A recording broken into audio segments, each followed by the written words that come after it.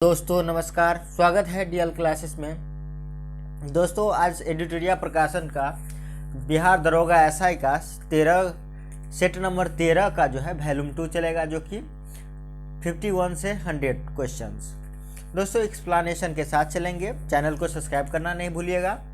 Channel को subscribe करने के बाद बेल घंटी दबा दीजिएगा ताकि वो आप तक अपडेट्स जाते रहें। देखिए क्वेश्चन 51, भारत में स्थापित पहला राष्ट्रीय उद्यान कौन सा है? 51 का आंसर हो जाएगा दोस्तों ऑप्शन नंबर सी, जो कि जिम कॉर्बेट राष्ट्रीय उद्यान भारत में स्थापित पहला राष्ट्रीय उद्यान है। इसकी स्थापना 1936 ईस्वी में की गई थी और यह उत्तराखंड के नैनीताल जिले में अवस्थित है। क्वेश्चन नंबर 52 कह रहा है, यूनेस्को द्वारा man and biosphere programme MAB की शुरुआत कब की गई? 52 का राइट आंसर हो जाएगा ऑप्शन नंबर ए, जो कि 1971 में। देखिए माइन एंड बायोस्फीयर की स्थापना 1971 में की गई। यह एक अंतर सरकारी वैज्ञानिक कार्यक्रम है जिसका उद्देश्य लोगों और उनके पर्यावरण के मध्यों के संबंधों को सुधार हेतु वैज्ञानिक आधार की स्थापना करना है। क्वेश्चन नंबर 53 कह रहा है, सत्यमंगलम टाइगर रिजर्व किस राज्य में स्थित है? 53 का right answer option number C होगा, जो कि तमिलनाडु में। सतमंगलम, मुडुमलाई, अन्नामलाई आदि टाइगर रिजर्व जो है तमिलनाडु में स्थित है। क्वेश्चन नंबर 54 का रहा है, 5 मौसमों का बाग स्थित है। तो 5 मौसमों का बाग जो स्थित है दोस्तों 54 का right answer option number A, जो कि महरौली के समीप। 5 मौसमों का बाग महरौली के समीप स्थित है। इस बाग को वर्ष 2003 में स्थापित किया गया था। क्वेश्चन नंबर 55 कह रहा है, ऊर्जा के किस रूप में प्रदूषण की समस्या नहीं होती है? तो 55 का राइट आंसर आपको ऑप्शन नंबर डी होगा, जो कि सौर। देखिए सौर ऊर्जा का वह विशिष्ट रूप है जिसमें पर्यावरणीय प्रदूषण की समस्या नहीं होती है। भारत ने 2022 तक सौर ऊर्जा उत्पादन का लक्ष्य 100 गीगावाट रखा है। क्वेश्चन नंबर 56 कह रहा है, राष्ट्रीय बागवानी मिशन की शुरुआत किस वर्ष की गई? 56 का राइट आंसर हो जाएगा ऑप्शन नंबर सी, जो कि 2005 में। देखिए कृषि और सहकारिता विभाग ने बागवानी क्षेत्र में संपूर्ण विकास के लिए राष्ट्रीय बागवानी मिशन की शुरुआत 2005 में की गई। इसका उद्देश्य है प्रादेशिक रूप से विभेदीय कार्यनीतियों द्वारा बागवानी के उत्पादन में वृद्धि करना। क्वेश्चन नंबर 57 कह रहा है, 5वीं पंचवर्षीय योजना किस मॉडल पर आधारित था? तो 57 का राइट होगा आंसर ऑप्शन नंबर सी, जो कि डीपी धर मॉडल पे। देखिए 5वीं पंचवर्षीय योजना 1974 से 79 तक चला था। इस योजना डीपी धर मॉडल पे आधारित था। क्वेश्चन नंबर 58 का राय, देश में पहली औद्योगिक नीति की घोषणा कब की गई थी? तो देश में पहली औद्योगिक नीति की घोषणा जो है 58 का right answer option number B होगा, जो कि 6 अप्रैल 1948 को देश में पहली औद्योगिक नीति की घोषणा डॉक्टर श्याम प्रसाद मुखर्जी के द्वारा किया गया था। इस नीति का सार्वजनिक क्षेत्र निजी क्षेत्र को महत्व को स्वीकार करना किया गया था। क्वेश्चन नंबर 59 कह रहा है, निम्नलिखित में से किस मुद्रा को संकीर्ण मुद्रा कहा जाता है? तो संकीर्ण मुद्रा जो कहा जाएगा 59 का right answer option number A होगा, जो कि M1 को संकीर्ण मुद्रा कहा जाता है क्योंकि इसकी तरलता सबसे अधिक है और निवेश में इसकी भूमिका नहीं के बराबर है। क्वेश्चन नंबर 60 कह रहा है, किस प्रधानमंत्री के कार्यकाल में देश में पहली बार वाणिज्य बैंकों का राष्ट्रीयकरण किया गया था? 60 का राइट आंसर हो जाएगा ऑप्शन नंबर सी, जो कि इंदिरा गांधी के काल में। 1969 में पहली बार 14 बैंकों का राष्ट्रीयकरण प्रधानमंत्री इंदिरा गांधी के कार्यकाल में किया गया था। क्वेश्चन नंबर 61, आंतरिक अशांति शब्द के स्थान पर सशस्त्र विद्रोह शब्द को किस संशोधन में शामिल किया गया? तो 61 का right answer option number D होगा, जो कि 44वां संशोधन द्वारा, जो कि अनुच्छेद 352 का नया प्रबंध 1978 में किया गया। आपात की स्थिति की घोषणा का कारण सशस्त्र विद्रोह होगा। आंतरिक अशांति यदि सशस्त्र विद्रोह से नहीं हुआ तो आपात स्थिति की घोषणा के लिए आधार नहीं होगा। ठीक है। क्वेश्चन नंबर 62 कह रहा है, संसद में शून्यकाल होता है। तो 62 का right answer option number A होता है, जब अत्यधिक महत्व में के मामले उठाए जाए, जब सबसे ज्यादा इंपोर्टेंट का मामला जो उठाया जाता है तो शून्यकाल होता है। इस दौरान जो है अविलंबीय महत्व को उठाया जाता है। इसे तुरंत कार्यवाही चाहते हैं। जिस मुद्दे को तुरंत कार्यवाही के लिए किया जाता है वो शून्यकाल में होता है। क्वेश्चन नंबर 63 कह रहा है राज्यसभा के संबंध में निम्न में से कौन सा कथन सही है। 63 का right answer option number C होगा, जो कि इसके 1/3 सदस्य प्रति 2 वर्ष के बाद अवकाश प्राप्त करते हैं।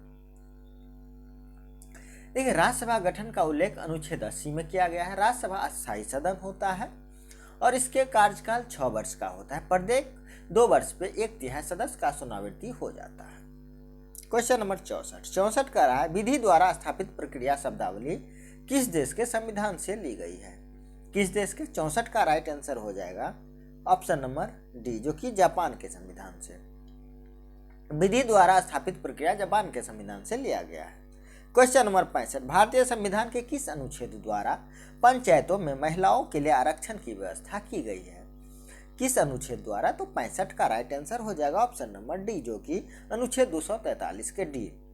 पंचायतों में महिलाओं के लिए आरक्षण की व्यवस्था अनुच्छेद 243 के डी के तहत किया गया है। क्वेश्चन नंबर 66 का रहा है भारतीय संविधान की 6ठी अनुसूची किस राज्य के जनजातीय क्षेत्रों के प्रशासन के बारे में उपबंध नहीं करता है। तो किस राज्य के? 66 का राइट आंसर हो जाएगा ऑप्शन नंबर बी, जो कि मणिपुर। भारत के 7 उत्तरी पूर्वी राज्यों के 4 असम, मेघालय, मिजोरम, त्रिपुरा राज्य के जनजातीय क्षेत्रों का प्रशासन के बारे में उपबंध करते हैं, परंतु मणिपुर राज्य का उपबंध शामिल नहीं है। क्वेश्चन नंबर 67 है भारत का 25वां उच्च न्यायालय कौन सा है। तो 67 का राइट आंसर हो जाएगा ऑप्शन नंबर डी, जो कि अमरावती उच्च न्यायालय, जो कि भारत का 25वां उच्च न्यायालय है। अनुच्छेद 214 के तहत जो है उच्च न्यायालय का गठन किया जाता है। इसका स्थापना 1 जनवरी 2019 को हुआ था। क्वेश्चन नंबर 67 के बाद 68 होगा। 68 कह रहा है भारत के संविधान की 11वीं अनुसूची में कितने विषय हैं। 68 का राइट आंसर हो जाएगा ऑप्शन नंबर सी, जो कि 29 विषय है। भारत के संविधान 11वीं अनुसूची में 29 विषय है। 12वीं अनुसूची में 18 विषय पर विधि बनाने की शक्ति प्रदान की गई है। क्वेश्चन नंबर 69 में कह रहा है 42वें संविधान संशोधन द्वारा किस अनुच्छेद के माध्यम से श्रमिकों को प्रबंध में भागीदारी सुनिश्चित की गई। तो श्रमिकों को प्रबंध में भागीदारी जो सुनिश्चित की गई है दोस्तों, वो 69 का right answer option number D होगा, जो कि 43 के 1 के तहत श्रमिकों को जो प्रबंध की भागीदारी सुनिश्चित किया गया है। देखिए, राज्य के नीति निर्देशक तत्व में अनुच्छेद 43 के 1 के तहत उद्योग में प्रबंधों को श्रमिकों भाग लेने का निर्णय किया गया है। 43 में श्रमिकों को निर्वाह मजदूरी का प्रावधान किया गया है। क्वेश्चन नंबर 70 का संसद के किसी भी सदन द्वारा राष्ट्रपति पर महाभियोग प्रस्ताव लाया जा सकता है। उस सदन के कितने सदस्य का हस्ताक्षर होना आवश्यक है। कितने सदस्य का? 70 का right answer option number A होगा, जो कि 1/4 सदस्य जो है उस पर हस्ताक्षर कर दे तो राष्ट्रपति को महाभियोग लगाया जा सकता है। क्वेश्चन नंबर 71 का है निम्नलिखित में से कौन सा राज्यपाल द्वारा पदच्युत नहीं किया जा सकता है। कौन सा नहीं किया जा सकता है? 71 का right answer option number B, राज्य लोक सेवा आयोग के सदस्य। देखिए, राज्य लोक सेवा आयोग के सदस्य की नियुक्ति राज्यपाल द्वारा तथा पदयुक्त राष्ट्रपति द्वारा किया जाता है। क्वेश्चन नंबर 72 का रहा है निम्न में से कौन सा सही सुमेलित नहीं है। 72 का राइट आंसर हो जाएगा ऑप्शन नंबर डी, जो कि गैलीलियो ब्रह्मांड फैला जा रहा है तथा ब्रह्मांड में अनेक आकाशगंगों का अस्तित्व है, ये सुमेलित नहीं है, बाद बाकी सब सुमेलित है। क्वेश्चन नंबर 73 का रहा है एस्टेरॉयड बेल्ट की उपस्थिति किन 2 ग्रहों के मध्य है। तो एस्टेरॉयड बेल्ट की उपस्थिति किन 2 ग्रहों के मध्य है। 73 का राइट आंसर हो जाएगा ऑप्शन नंबर डी, जो कि बृहस्पति और मंगल। देखिए, एस्टेरॉयड बेल्ट बृहस्पति और मंगल ग्रह के मध्य सूर्य के चारों ओर परिक्रमा करने वाले शैल के छोटे छोटे टुकड़ों के रूप में होता है। पहला क्षुद्र ग्रह सेरेसा था, जो 1819 में ग्यूसेप पियाजी द्वारा खोजा गया था। क्वेश्चन नंबर 74 सूर्य ग्रहण होता है। 74 का राइट आंसर हो जाएगा ऑप्शन नंबर ए, जो कि कब होता है, जब पृथ्वी और सूर्य के बीच चंद्रमा आ जाता है। जब पृथ्वी और सूर्य के बीच जब चंद्रमा आ जाए तो सूर्य ग्रहण हो जाएगा। पूर्णतः सूर्य हमेशा अमावस्या को होता है। याद रखिएगा, ये चीज इंपॉर्टेंट है।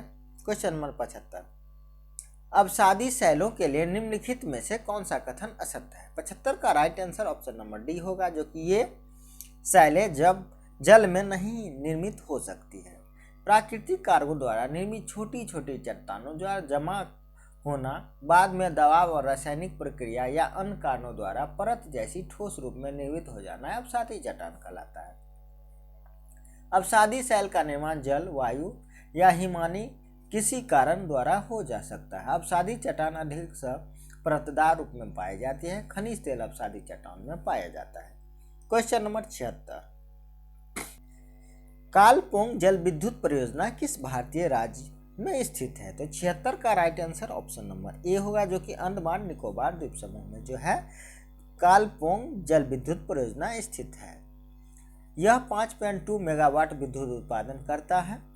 यह अंडमान निकोबार द्वीप समूह में स्थित है। क्वेश्चन नंबर 77 का रहा है, किन्नौर गद्दी किस राज्य के प्रमुख जनजाति समूह है? किन्नौर गद्दी, तो किन्नौर गद्दी जो 77 का right answer option number D होगा, जो कि हिमाचल प्रदेश का किन्नौर गद्दी हिमाचल प्रदेश का प्रमुख जनजाति है। क्वेश्चन नंबर 78 का ना निम्नलिखित में से ग्रेनाइट सिटी के रूप में किस देश को जाना जाता है? 78 का right answer option number B होगा, जो कि एवर्डिन स्कॉटलैंड को ग्रेनाइट सिटी के रूप में जाना जाता है। अब कुछ अन्य भी देखते हैं। क्वेकर सिटी फिलाडेल्फिया को जाना जाता है। एम्पायर सिटी न्यूयॉर्क को जाना जाता है। अब क्वेश्चन नंबर 79 का रहा है, निम्नलिखित में से किस देश में मोसेटा का पठार स्थित है? किस देश में? तो 79 का right answer option number A होगा, जो कि स्पेन में। देखिए, दक्षिण यूरोप के स्पेन में के अरेबिया प्रायद्वीप पर मोसेटा पठार स्थित है। फ्रांस और स्पेन के बीच पियरेनीज पठार भी या पियरेंज पर्वत भी स्थित है, फ्रांस और स्पेन के बीच। क्वेश्चन नंबर 80, निम्नलिखित में से कौन सा बृहद हिमालय की महत्वपूर्ण चोटियां हैं? 80 का right answer option number B होगा, जो कि 2 और 3, जो कि कंचनजंगा और नंगा पर्वत। कंचनजंगा, नंगा पर्वत और कामेटी, नामचा, बरदा आदि बृहद हिमालय के प्रमुख चोटियां हैं। पीर पंजाल, छौलाधर, नागटिबा आदि लघु हिमालय का प्रमुख चोटियां हैं। क्वेश्चन नंबर 81 का रहा है, निम्नलिखित में से किस पठार को भारत का रूर भी कहा जाता है? तो 81 का right answer option number A होगा, जो कि छोटा नागपुर के पठार। छोटा नागपुर पठार भारत का रूर के नाम से जाना जाता है। छोटा नागपुर पठार सबसे उच्च बिंदु पारसनाथ पहाड़ी 1350 मीटर, दोस्तों सॉरी 300 नहीं 1350 मीटर पर स्थित है। झारखंड राज्य का अधिकतर हिस्सा, पश्चिम बंगाल और बिहार छत्तीसगढ़ के कुछ भाग इसमें पठार में आते हैं। क्वेश्चन नंबर 82, किसी भी क्षेत्र की जलवायु को नियंत्रित करने वाले प्रमुख कारक कौन सा है? 82 का right answer option number D होगा, जो कि ऑप्शन में इनमें से सभी देखिए, समुद्र से दूरी, ऊंचाई और महासागरीय धारा, ये सभी जल वायु को नियंत्रित करने का प्रमुख कारण है। क्वेश्चन नंबर 83 का सिंधु घाटी के लोग किस देवता को पूजा करते थे? 83 का right answer option number B होगा, जो पशुपति को। सिंधु घाटी के लोग पशुपति को पूजा करते हैं। इसका प्रमाण मोहनजोदड़ो से मिला है। क्वेश्चन नंबर 84, भारत में मानव का सर्वप्रथम साक्ष्य कहाँ से मिला है? तो 84 का right answer option number A, जो नर्मदा घाटी से भारत में प्रथम मानव का जो है साक्ष्य मिला है। देखिए, 84 में कुछ एक्सप्लेनेशन नहीं दिया हुआ है। ये नर्मदा घाटी मध्य प्रदेश एक दिया हुआ है, जो कि मानव का सर्वप्रथम साक्ष्य मध्य प्रदेश के नर्मदा घाटी से हुआ है। क्वेश्चन नंबर 85 देखिए, 85 है, ऋग्वेद में निम्न में से किस नदी को देवी तमा शब्द के नाम से भी संबोधित किया जाता है? किस नदी को? तो 85 का right answer option number D, Saraswati को। ऋग्वेद में देवी तमा या माते तमा शब्द का प्रयोग सरस्वती नदी के लिए किया गया है। क्वेश्चन नंबर अब 86 देखते हैं। 86 में कह रहा है, चंपा निम्न में से किस महाजनपद की राजधानी थी? चंपा जो है दोस्तों 86 का राइट आंसर हो जाएगा ऑप्शन नंबर बी, जो कि अंग की राजधानी चंपा थी। कुछ और देखते हैं, महाजनपद और राजधानी। कुरु का राजधानी इंद्रप्रस्थ था, अंग का चंपा था, मगध का राजगिरी था और काशी का वाराणसी था। क्वेश्चन नंबर 87 निम्नलिखित में से कौन सा युग सुमेलित नहीं है? 87 का right answer option number D होगा, जो कि भीतरी गुफा पुलकेशिन होती है। ये गलत है। देखिए, भीतरी गुफा का अभिलेख संबंध स्कंदगुप्त से है तथा एहोल अभिलेख का संबंध पुलकेशिन द्वितीय से है। सती प्रथा का प्रमाण एरन अभिलेख से प्राप्त होता है, याद रखिएगा। क्वेश्चन नंबर 88, कंदब राजाओं की राजधानी कहाँ थी? 88 का right answer option number B होगा, जो कि बनवासी। देखिए, कंदब राजाओं की राजधानी बनवासी थी। इस वंश की स्थापना मयूर शर्मन ने की थी। कंदब एक ब्राह्मण राजवंश था। पल्लव वंश की राजधानी कांचीपुरम था तथा चोल वंश की राजधानी तंजौर थी। क्वेश्चन नंबर 89 कह रहा है, टोपरा तथा मेरठ के 2 अशोक स्तंभ को दिल्ली कौन लाया था? 89 का right answer option number B होगा, जो कि फिरोज तुगलक। टोपरा तथा मेरठ के 2 अशोक स्तंभ के लेख का दिल्ली फिरोज तुगलक लाया था। इसका शासनकाल 1351 से 1388 तक रहा। इसे खैरात विभाग की स्थापना किया और ब्राह्मणों पर भी जजिया कर लगाया।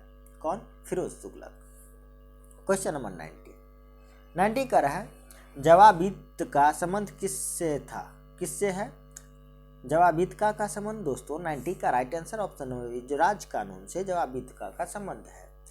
इसमें राज संचालन के लिए संबंधों का नियम का वितरण किया गया है।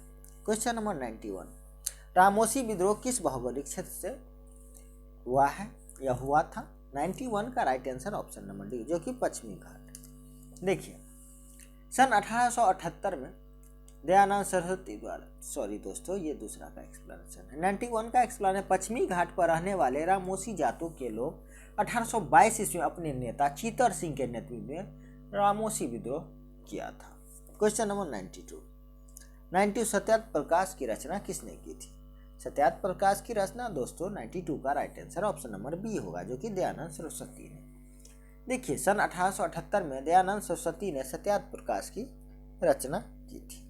क्वेश्चन नंबर 93 कह रहा है, लाला लाजपत राय ने अपना राज्य के नीतिक गुरु किसे माना था? किसे माना था? 93 का राइट आंसर हो जाएगा ऑप्शन नंबर ए, जो कि मैजनी को। देखिए, लाला लाजपत राय ने अपनी राजनीतिक गुरु मैजनी को माना था। क्वेश्चन नंबर 94 कह रहा है, लाहौर षड्यंत्र कांड में किस क्रांतिकारी नेता को फांसी नहीं हुई थी? तो 94 का right answer option number C होगा, जो कि बटुकेश्वर को और फांसी हुई थी। तो याद रखिएगा, सुखदेव, भगत सिंह, राजगुरु, ये तीनों को जो है फांसी हुई थी। फांसी कब हुई थी? 23 मार्च 1931 को दिया गया था। और कहाँ पे? इन्हें काला पानी की सजा देकर सेलुलर जेल में अंडमान में इसे रखा गया था। क्वेश्चन नंबर 95 का, मद्रास में स्वदेशी आंदोलन का नेतृत्व किसने किया था? तो मद्रास में स्वदेशी आंदोलन का दोस्तों नेतृत्व चिदम्बरम पिल्लो ने, जो कि option number D right answer है। स्वदेशी आंदोलन का नेतृत्व मद्रास में चिदम्बरम पिल्लो ने किया था। भारत के स्वदेशी आंदोलन 7 अगस्त 1905 में शुरू किया गया था। क्वेश्चन नंबर 95 के बाद 96 देखते हैं।